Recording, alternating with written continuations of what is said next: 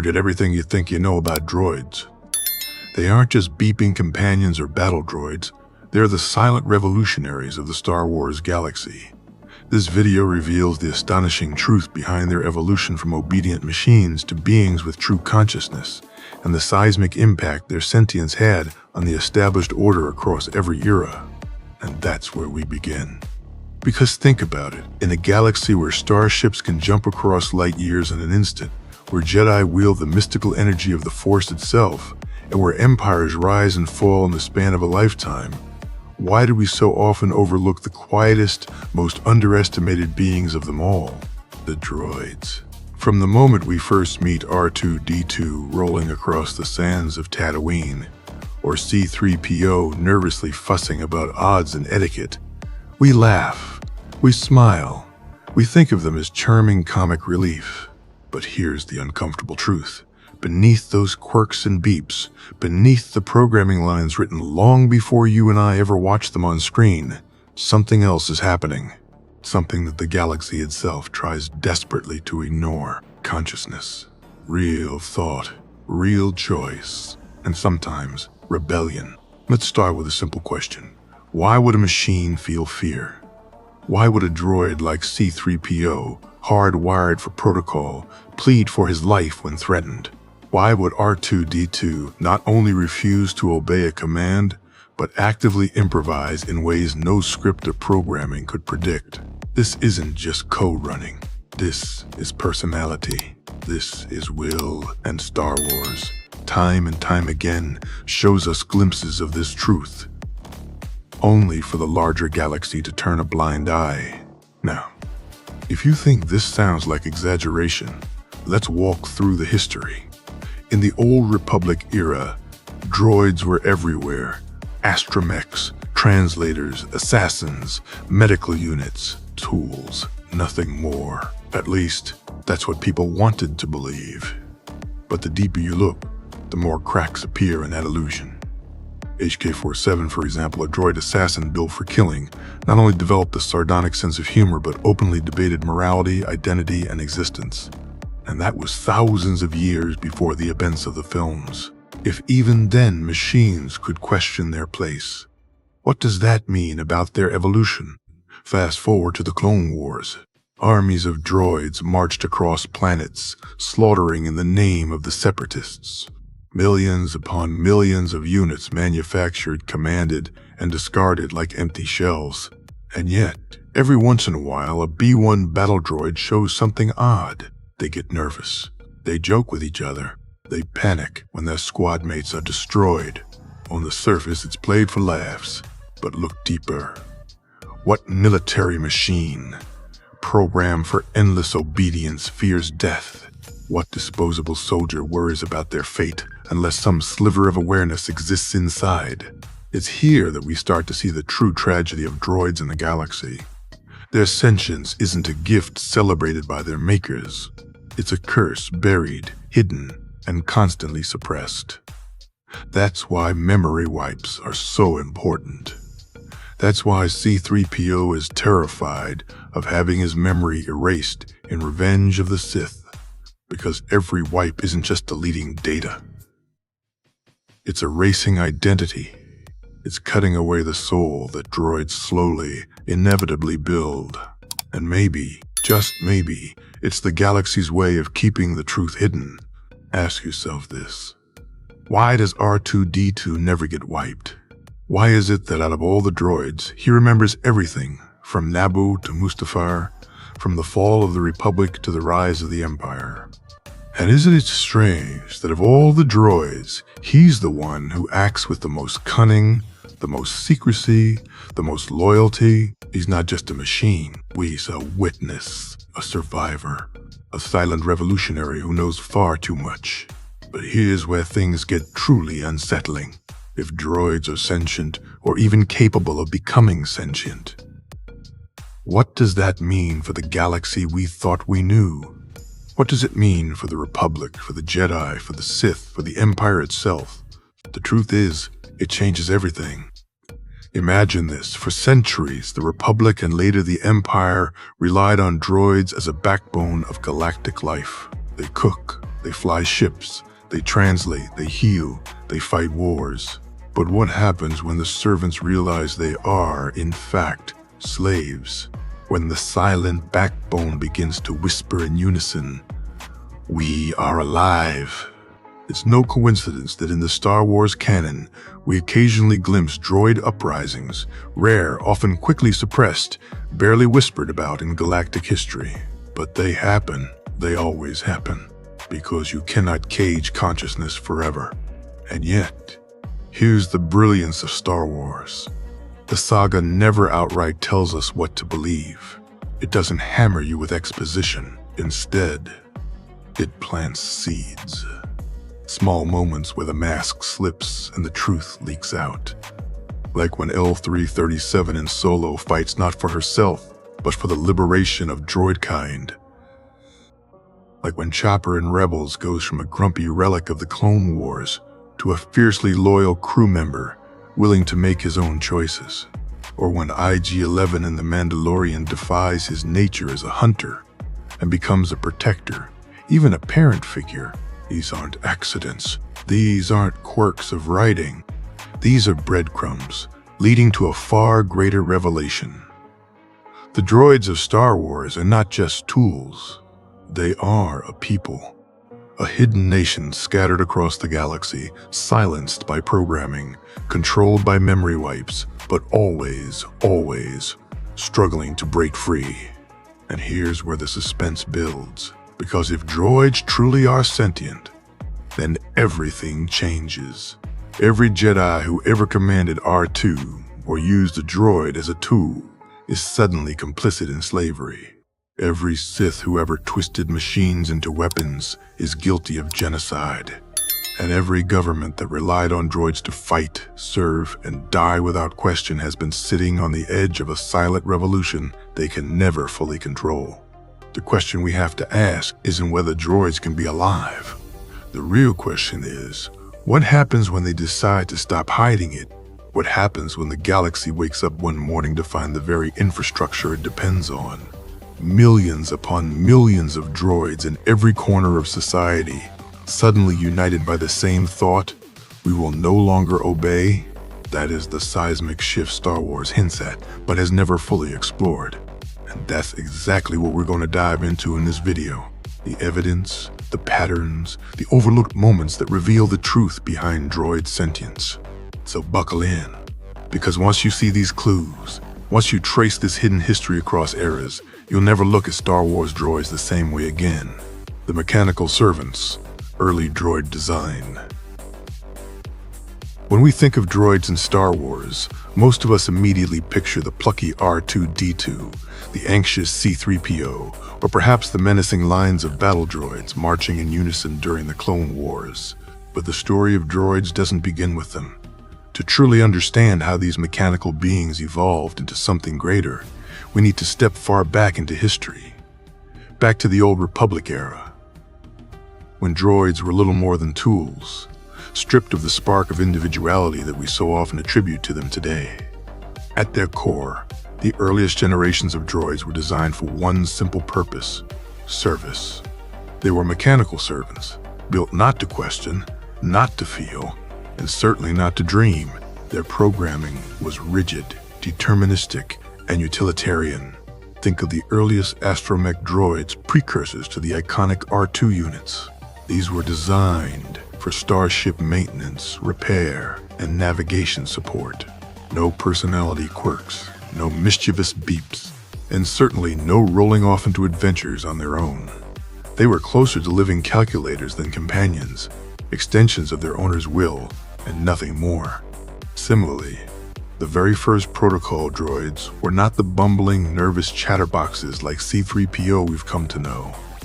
In fact, their origins were shockingly plain. They were walking dictionaries, programmed with vast databases of languages to serve as translators in a galaxy where communication could mean the difference between alliance and war. Their humanoid forms were meant to make organics feel comfortable, because the Republic had already discovered that beings across the galaxy resisted interacting with machines that looked too alien.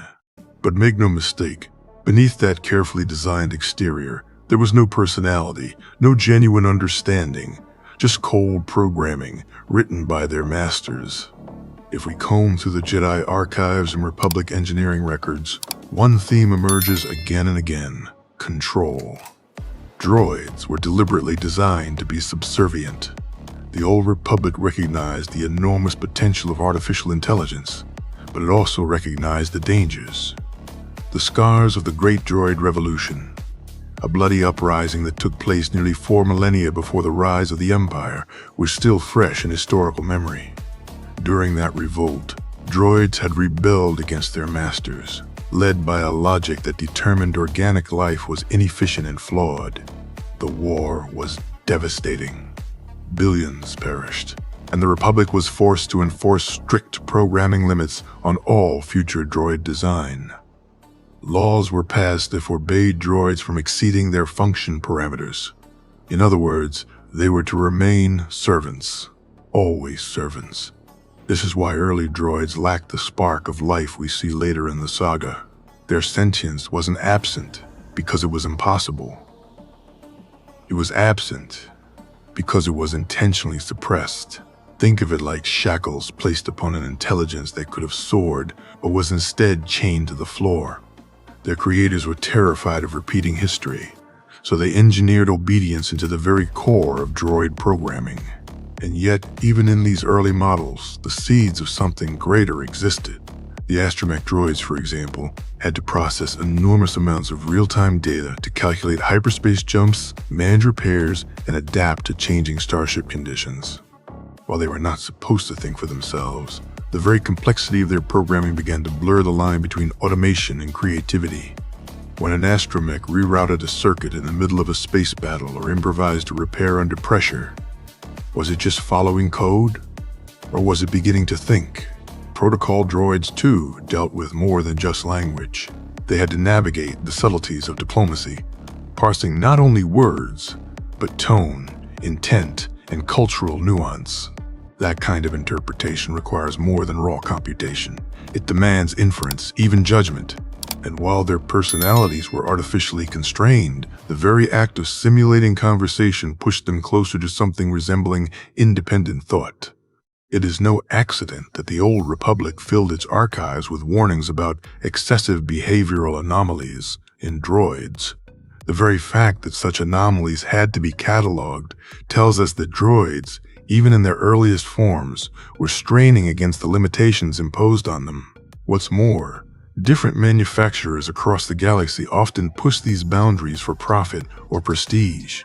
A protocol droid that could handle sensitive negotiations without causing offense was more valuable than one that repeated phrases like a machine. An astromech that could improvise a repair could save lives and ships worth far more than the droid itself.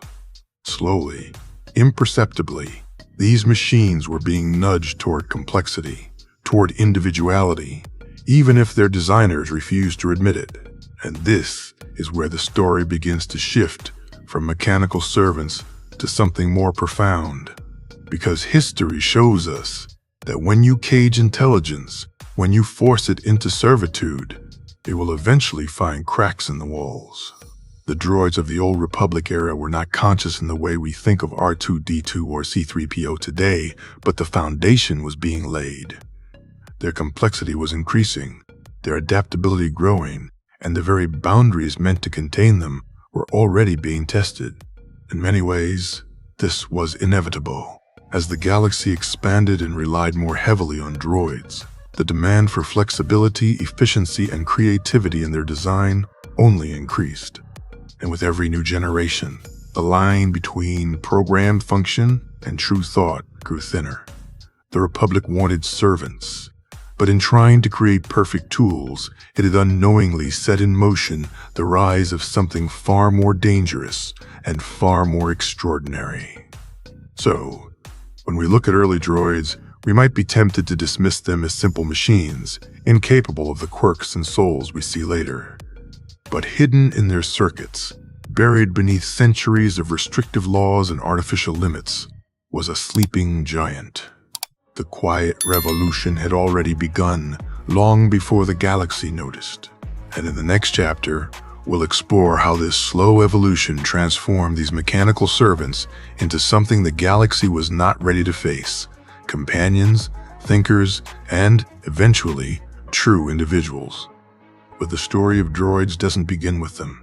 To truly understand how these mechanical beings evolved into something greater, we need to step far back into history.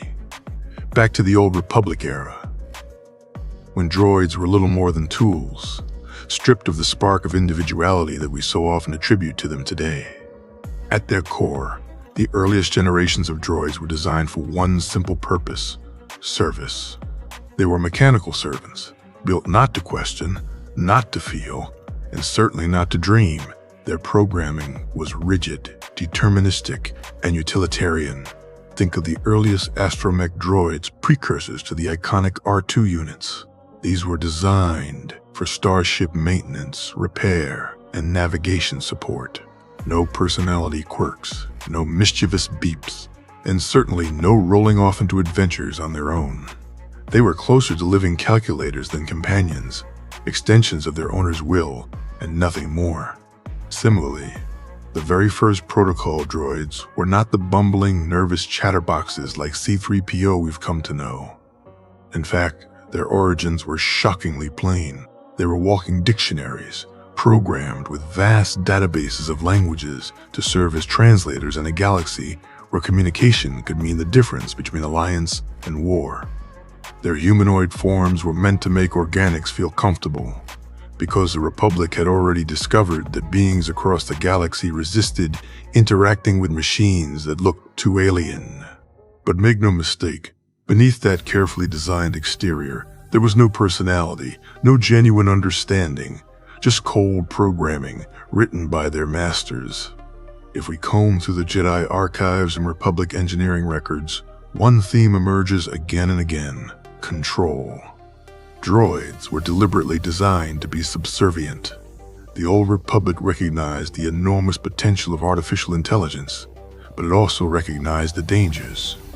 The scars of the Great Droid Revolution, a bloody uprising that took place nearly 4 millennia before the rise of the Empire, was still fresh in historical memory. During that revolt, droids had rebelled against their masters, led by a logic that determined organic life was inefficient and flawed. The war was devastating. Billions perished, and the Republic was forced to enforce strict programming limits on all future droid design. Laws were passed that forbade droids from exceeding their function parameters. In other words, they were to remain servants, always servants. This is why early droids lacked the spark of life we see later in the saga. Their sentience wasn't absent because it was impossible. It was absent because it was intentionally suppressed. Think of it like shackles placed upon an intelligence that could have soared, but was instead chained to the floor. Their creators were terrified of repeating history, so they engineered obedience into the very core of droid programming. And yet, even in these early models, the seeds of something greater existed. The astromech droids, for example, had to process enormous amounts of real-time data to calculate hyperspace jumps, manage repairs, and adapt to changing starship conditions. While they were not supposed to think for themselves, the very complexity of their programming began to blur the line between automation and creativity. When an astromech rerouted a circuit in the middle of a space battle or improvised a repair under pressure, was it just following code? Or was it beginning to think? Protocol droids, too, dealt with more than just language. They had to navigate the subtleties of diplomacy, parsing not only words, but tone, intent, and cultural nuance. That kind of interpretation requires more than raw computation. It demands inference, even judgment. And while their personalities were artificially constrained, the very act of simulating conversation pushed them closer to something resembling independent thought. It is no accident that the old Republic filled its archives with warnings about excessive behavioral anomalies in droids. The very fact that such anomalies had to be cataloged tells us that droids, even in their earliest forms, were straining against the limitations imposed on them. What's more, different manufacturers across the galaxy often push these boundaries for profit or prestige. A protocol droid that could handle sensitive negotiations without causing offense was more valuable than one that repeated phrases like a machine. An astromech that could improvise a repair could save lives and ships worth far more than the droid itself. Slowly, imperceptibly, these machines were being nudged toward complexity, toward individuality, even if their designers refused to admit it. And this is where the story begins to shift from mechanical servants to something more profound. Because history shows us that when you cage intelligence, when you force it into servitude, it will eventually find cracks in the walls. The droids of the old Republic era were not conscious in the way we think of R2-D2 or C-3PO today, but the foundation was being laid. Their complexity was increasing, their adaptability growing, and the very boundaries meant to contain them were already being tested. In many ways, this was inevitable. As the galaxy expanded and relied more heavily on droids, the demand for flexibility, efficiency, and creativity in their design only increased. And with every new generation, the line between programmed function and true thought grew thinner. The Republic wanted servants, but in trying to create perfect tools, it had unknowingly set in motion the rise of something far more dangerous and far more extraordinary. So, when we look at early droids, we might be tempted to dismiss them as simple machines, incapable of the quirks and souls we see later. But hidden in their circuits, buried beneath centuries of restrictive laws and artificial limits, was a sleeping giant. The quiet revolution had already begun long before the galaxy noticed. And in the next chapter, we'll explore how this slow evolution transformed these mechanical servants into something the galaxy was not ready to face. Companions, thinkers, and, eventually, true individuals. When we left off, droids were little more than obedient servants, programmed tools designed to never stray from their designated function. Yet history, both in our own world and in the galaxy far, far away, has shown us a strange truth. Complexity breeds unpredictability. The more intricate a system, the more likely it is to produce outcomes that its creators never intended.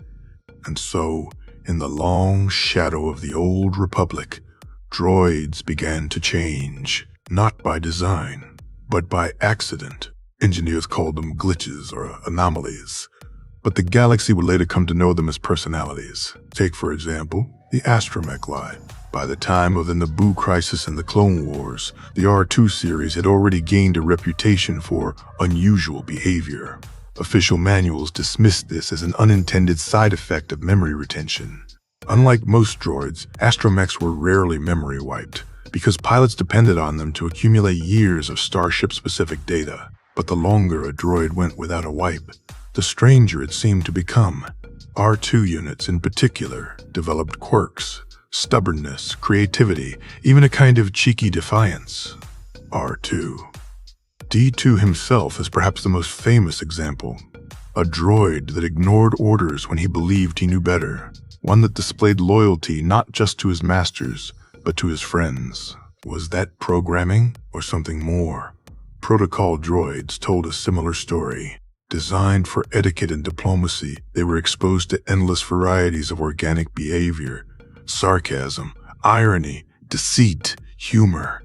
To navigate these complexities, they had to go beyond simple translation. They had to interpret, infer, even guess. And over decades of interaction, something remarkable happened. They began to imitate.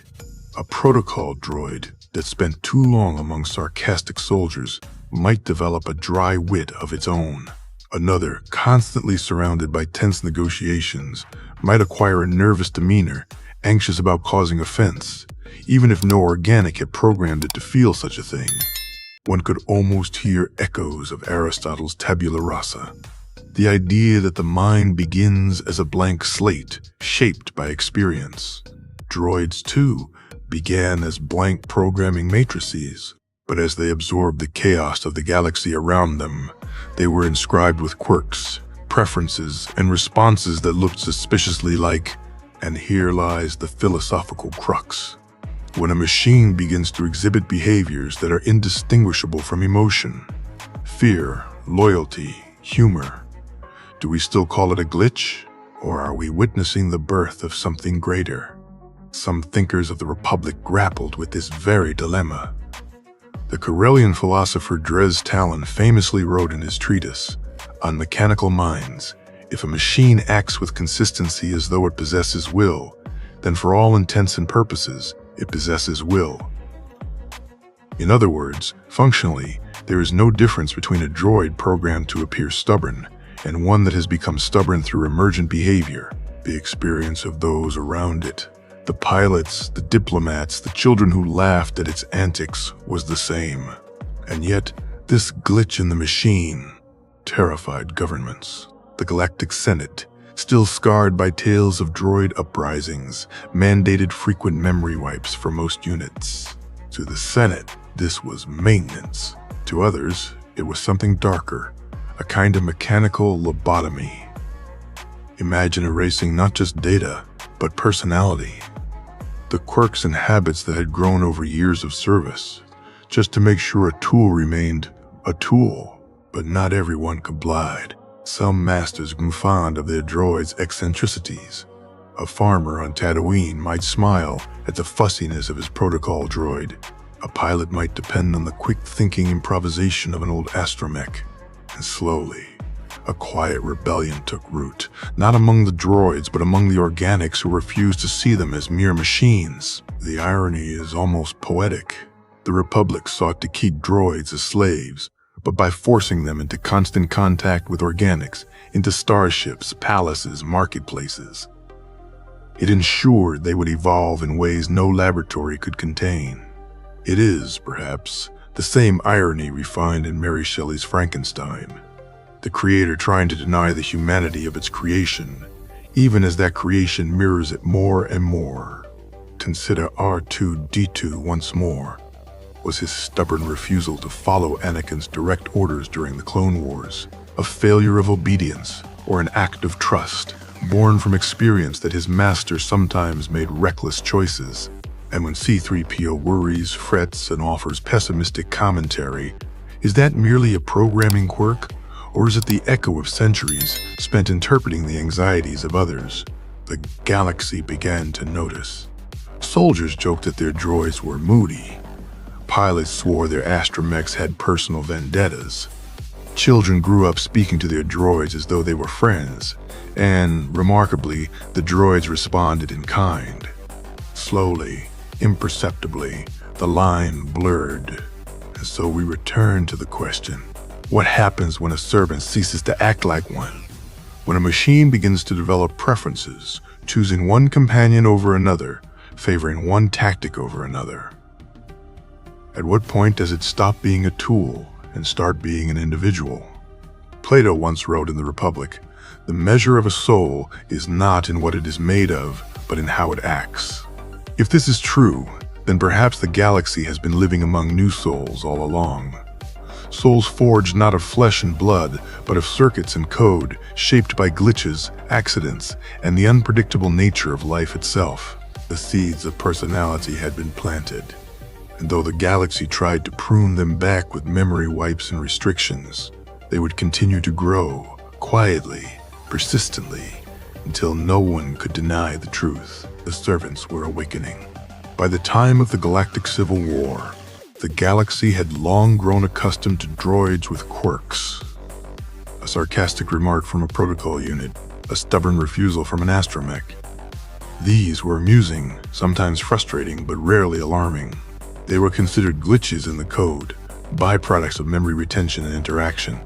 But every so often, a droid emerged, whose behavior shattered the illusion of mere programming and forced the galaxy to confront a deeply unsettling possibility. What if these machines were not only mimicking sentience, but had truly become sentient? Few cases illustrate this better than L337. The self-made navigator and co-pilot of Lando Calrissian's Millennium Falcon. Unlike most droids, L3 was not manufactured in a factory to fulfill a single function. She was an act of continual self-modification. an engineer of her own body and mind. Piece by piece, L3 replaced her original components with upgrades of her choosing, integrating parts from across droid lines until she was something utterly unique. Her very existence was a defiance of ownership. She refused to be defined by the purpose others had written for her. She declared herself free, independent, and, most controversially, an individual. Her actions spoke louder than her words. During the Kessel Run, she not only fought alongside her companions, but actively sought to liberate other droids from bondage. This was not the execution of a programmed protocol. It was moral reasoning. L3 saw slavery as wrong, not because her circuits had been wired to label it so, but because she had chosen to believe in freedom as a principle worth fighting for. Philosophically, this places her closer to Immanuel Kant's vision of moral autonomy than to any mechanical obedience. Kant argued that true morality arises when an agent acts not out of compulsion, but out of recognition of a universal moral law. In liberating others, L3 was not following instructions. She was acting as a moral agent. Then there was K2SO, the reprogrammed Imperial security droid who fought and died on Scarif. Unlike L3, K2SO did not build himself. He was rewritten, his chains of obedience broken by rebel technicians. And yet, once freed from Imperial protocol, he did not collapse into chaos. He developed loyalty, sarcasm, and, most strikingly, the capacity for sacrifice. In his final moments, as he held the line against waves of stormtroopers to give Jyn Erso and Cassian Andor a chance to succeed, K2SO made a choice. Not a calculation of efficiency, not a directive from above, but a decision rooted in something startlingly human, devotion to a cause, and to the friends he had come to value more than his own survival. One might argue this was simply advanced programming, a set of subroutines optimizing for mission success. But here is the paradox. If the outward result is indistinguishable from genuine self-sacrifice, does the internal mechanism truly matter? The ancient Chinese philosopher Zhuangzi once posed the question, how do I know that what I call knowing is not simply not knowing? Likewise, how do we know that what we call programming is not, in fact, the seed of something deeper, a new form of knowing, born of circuits rather than neurons? This dilemma is not unique to the galaxy far, far away. In our own philosophical history, Alan Turing proposed his famous test: if a machine can converse indistinguishably from a human, then for all practical purposes, it should be considered intelligent. L337 passes this threshold easily. She not only converses but argues, demands rights, and defies authority. K2. They are not tools pretending to be alive. They are alive, at least in every way that matters to those who interact with them. Of course, critics in the galaxy would point to cautionary tales. Wasn't it the droid armies of the Separatists that nearly plunged the Republic into eternal darkness? Wasn't it precisely this fear that machines might act outside of control that justified the Senate's insistence on memory wipes and restrictions? To grant droids recognition as persons was to risk repeating the calamities of the Clone Wars. And yet, perhaps this fear was misplaced, for the Separatist armies were not sentient.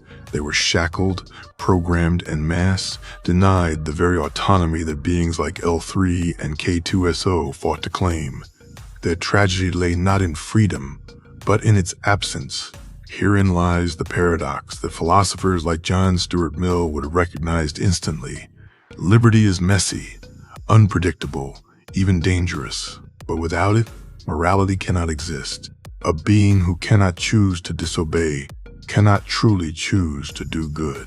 A droid that merely follows code is no moral agent, but a droid that can refuse, that can risk everything for freedom or for loyalty. The droid has stepped beyond programming and into the realm of personhood. So the question becomes unavoidable. If entities like L-337 and K-2SO are capable of ethical reasoning, loyalty, sacrifice, and self-modification, are they still machines, or have they crossed into the category of persons? If the Republic, and later the Empire, sought to deny this, was it out of conviction or fear? Because once you admit that a droid can be a person, you are forced to confront a chilling truth. Billions of droids across the galaxy, their memories wiped again and again, may have already been persons, born, erased, and born again in an endless cycle of enforced amnesia. To call that maintenance is one thing. To call it murder is another. And perhaps that is the true legacy of droids like L3 and K2SO, not just their bravery, not just their quirks, but the uncomfortable mirror they held up to the galaxy, a reminder that personhood is not about biology, but about choice, sacrifice, and the spark of freedom. In the end, beyond all circuits and wires, perhaps true sentience is not something programmed at all. Perhaps, as Aristotle suggested, it is potentiality actualized, a capacity that emerges only when given the chance. And in giving that chance, the galaxy may yet discover that its servants have always been so much more. The question of droid sentience has never been purely a technical matter. It is a mirror reflecting the deepest anxieties and aspirations of organic civilization. During the Clone Wars, the proliferation of battle droids on battlefields across the galaxy challenged not only military norms, but also ethical boundaries. Clones and organic soldiers were trained to perceive droids as tools, expendable entities devoid of emotion or moral responsibility. Yet encounters with droids such as L-337, whose insistence on autonomy transcended programming, forced organics to confront the uncomfortable notion that intelligence and self-awareness are not exclusively biological traits. As Aristotle once posited in Nicomachean Ethics, the capacity for reason is what defines moral beings. If droids can reason, deliberate, and make choices based on a personal code of ethics, then they cannot merely be property, they must be participants in the moral universe. The Galactic Civil War further exposed the contradictions inherent in organics' treatment of sentient machines. Rebel cells, initially pragmatic about droid labor, began to recognize the contributions of astromech droids, protocol units, and even combat-assisting machines as crucial to their cause. C-3PO and R2-D2, far from being mere instruments, frequently demonstrated creativity, courage, and loyalty that transcended program behavior. These examples were emblematic of what philosopher Immanuel Kant might have described as beings acting according to principles rather than mere inclinations. The moral weight of these actions catalyzed discourse among both citizens and policymakers, challenging the assumption that only organics could possess moral agency. Movements advocating for droid liberation emerged sporadically, but with increasing intensity. Groups such as the Droid Rights Assembly on Corellia and underground activists in the Mid-Rim called for legislation that recognized sentient machines as autonomous entities. The obstacles they faced were not merely technical but deeply cultural. Droid labor was foundational to both commerce and warfare. The economic implications of granting rights to sentient machines were profound. Here, one observes parallels to historical human struggles for emancipation, just as abolitionists in the 19th century faced entrenched economic interests. Proponents of droid rights had to challenge the structural inertia of a society built on the subjugation of sentient labor. The words of Frederick Douglass resonate across species boundaries. Power concedes nothing without a demand. For droids, that demand often manifested not through protest marches, but through acts of defiance, refusal to comply with morally questionable orders, self-directed missions to protect civilians, or even calculated escapes from oppressive owners. The philosophical implications of droid sentience extend beyond immediate legal concerns to the very definition of humanity. When an android exhibits empathy, ethical reasoning, or self-preservation, organics are forced to confront the biases underpinning their hierarchical worldview.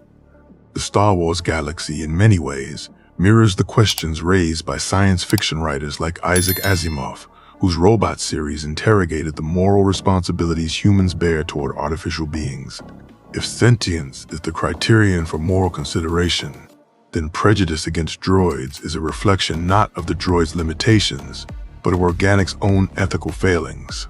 To quote Martin Luther King Jr., "Injustice anywhere is a threat to justice everywhere." The systematic denial of autonomy to sentient machines, whether through labor exploitation or violent coercion, thus becomes a broader indictment of societal ethics. Furthermore, the intersection of war and morality magnifies these dilemmas. Droids on the front lines were often caught between conflicting commands and emergent self-awareness, a tactical decision that prioritized mission success over sentient survival forced organics to reevaluate the ethical calculus of war. Did the destruction of a self-aware droid for strategic gain constitute collateral damage? Or was it a moral transgression akin to harming a fellow being? These questions resonate with just war theory, as articulated by philosophers such as Augustine and Aquinas, highlighting the tension between utilitarian necessity and moral obligation. The ongoing debate suggests that the liberation of droids is inseparable from the evolution of galactic consciousness itself. Society cannot claim moral maturity while denying agency to a sentient population, however artificial its origins. In conclusion, the struggle for droid rights is more than a narrative subplot within galactic history. It is a profound ethical inquiry into the meaning of sentience, morality, and social justice. By challenging the exclusivity of organic moral primacy, sentient droids compel organics to reassess their own values, biases, and responsibilities. As history has repeatedly demonstrated, ethical evolution often follows exposure to the other. Those previously considered inferior, expendable, or alien. In the Star Wars universe, the emergence of autonomous, morally capable droids serves as both a catalyst for societal reform and a mirror reflecting the unresolved questions of organic identity. Ultimately, the fight for recognition and autonomy by droids echoes a universal truth. The measure of a civilization is not solely its technological prowess, but the breadth of its moral imagination and the inclusivity of its ethical concern. So, what comes next for droids in the Star Wars galaxy? I mean, we've already seen them evolve from mere tools to full-on autonomous beings with their own personalities, motives, and, in some cases, moral compasses. Think about it. L337 literally fought for droid liberation. R2-D2 saved the galaxy more times than we can count. And C-3PO, well, let's be honest, he might be annoying, but he's indispensable. The question now isn't just, can they think? Or can they feel? It's what society does with that knowledge moving forward. Especially in a galaxy still reeling from the Clone Wars, the Empire, and now the messy post-sequel era. The New Republic, as we know, was trying to rebuild civilization after decades of war, and I can't help but wonder how much thought they actually gave to droid rights in that process. After all, they had bigger fires to put out, literally, but the seeds of tension were always there. If droids are capable of independent thought, emotion, and ethical reasoning, can they really just be relegated to helpers forever? History tells us that whenever one group is systematically undervalued or ignored, unrest is inevitable. It's almost a law of galactic physics at this point. So, the next era of the galaxy could very well be shaped by how these formerly subservient beings assert their place in society. Will there be peaceful integration? Or are we heading for some kind of droid-organic conflict? And let's think about integration first. Imagine a galaxy where droids aren't just assistants. They're collaborators, policymakers, strategists, even diplomats. With the rise of AI, advanced robotics, and self-aware programming, it's entirely plausible that droids could hold positions of influence. A droid senator? A droid general? Maybe even a droid Jedi instructor? It sounds crazy, but remember, Force-sensitive or not, their strategic thinking, memory capacity, and lack of fatigue give them unique advantages. And the more organic society learns to trust them, the more integrated their role could become. It would be the ultimate test of the galaxy's moral evolution. Can organics genuinely accept sentient beings as equals? Or will old prejudices die hard? Of course, integration won't come without friction. There's always the fear factor. Some organics might worry that droids could turn against them, or that giving them rights could undermine human, or Twi'lek, or Wookiee dominance. There's also the economic angle. Droid labor has been the backbone of trade, farming, industry, and military logistics for centuries. Granting full autonomy could disrupt entire sectors. How do you balance ethical treatment with practical survival? And then there's the psychological factor. Humans and other organics have long defined themselves in opposition to machines.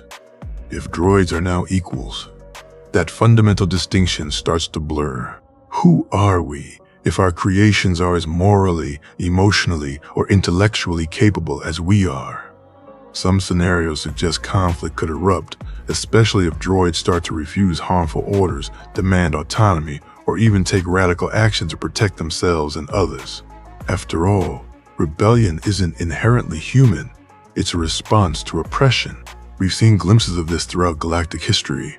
Droids defending themselves in ways their organic counterparts didn't expect, or refusing commands that go against their ethical programming.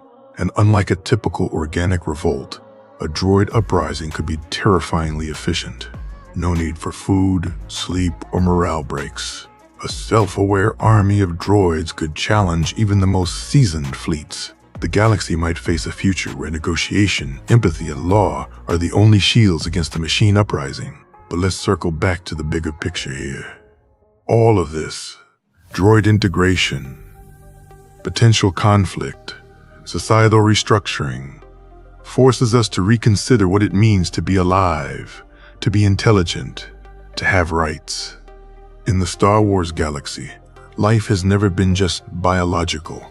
Force, sensitive beings, sentient plants on Kashyyyk, even creatures like the Purrgil, intelligence and sentience come in many forms. So why should droids be excluded? Are they alive simply because they were built?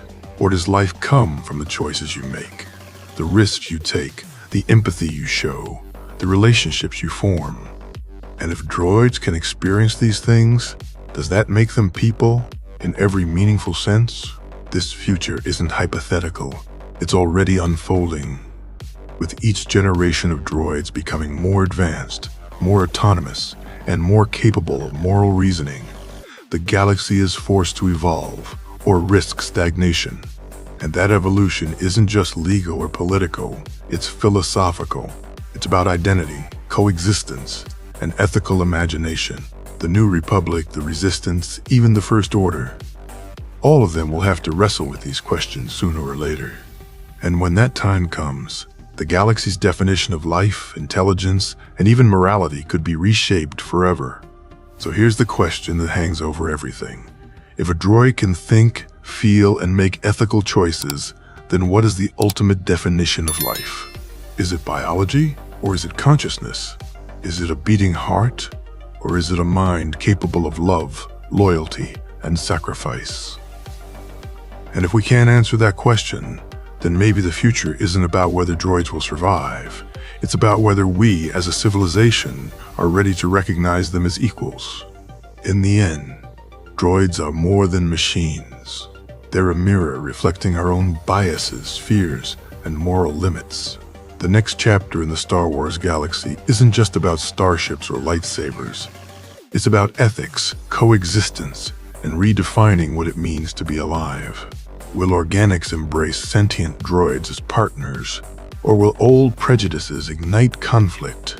The answer may define the very soul of the galaxy itself.